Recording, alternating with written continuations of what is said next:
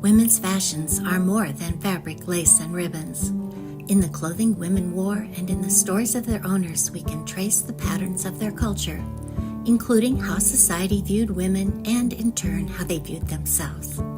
If you listen closely, the fabrics, lace, and ribbons can speak to you. This series explores the clothing and textile collection from Grinnell Historical Museum, a small museum located in Grinnell, Iowa. In 1863, George Sanders and his brother Silas were searching for new opportunities on the western frontier.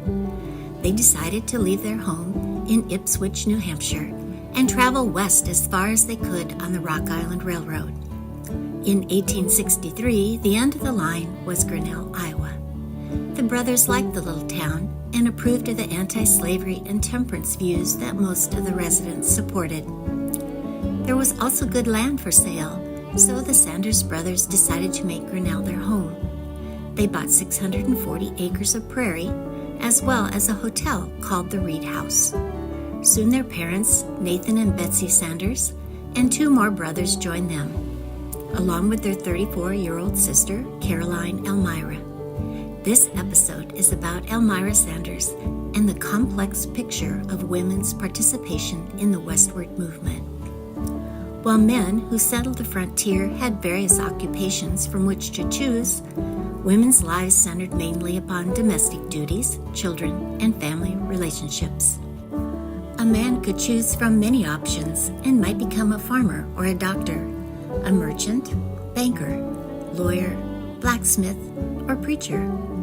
But the primary focus of a woman's life was usually domestic, even if she worked with a husband, brother, or father in the family business. Such was the case with Elmira Sanders. The hotel, under the new name of the Sanders House, was operated by the family until 1871, with George and brother David listed in the 1870 census as hotel keeper and Elmira listed as landlady. Professor L.F. Parker, in his 1911 History of Poweshiek County, describes Elmira as being in charge of the domestic arrangements of the hotel. By 1880, the Sanders family had moved to their acreage north of Grinnell, where they increased the size of their farm to 1,100 acres. They built their agricultural enterprise to include a modern dairy and cattle feeding operation called the Sanders Brothers Farm. It became the largest dairy farm in the history of the county at that time, with the latest in farm machinery and technology.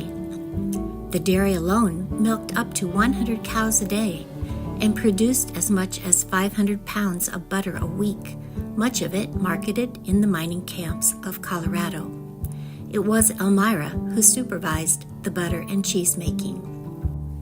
When describing Elmira's contribution to the farm in his book, Professor Parker wrote, "By her tireless industry and unusual executive talent and business ability, she contributed in no small measure to the success of the joint enterprise."